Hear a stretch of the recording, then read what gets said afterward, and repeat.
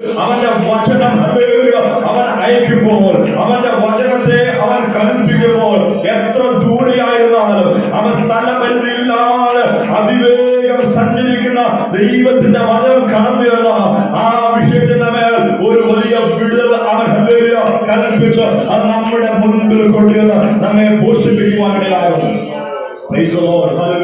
ദൈവത്തിന്റെ വചനത്തിന് സ്ഥലം ഒരു വിഷയമല്ല. സ്ഥലപരിമിതിയില്ലാതെ പ്രവർത്തിക്കുന്നതാണ് ദൈവത്തിന്റെ വചനം. ഇസ്രായേൽ ജനത്തിന്റെ ആവശ്യം മനസ്സിലാക്കിയിട്ട് ദൈവം തന്റെ വചനത്തെ അയപ്പാനിടയാണ്. ഹല്ലേലൂയ. ദൈവം പറയുന്നു, എന്റെ വായിൽ നിന്ന് പുറപ്പെടുന്ന എന്റെ വചനങ്ങൾ അത് വെറുതെ എന്നിലേക്ക് മടങ്ങി വരികയില്ല.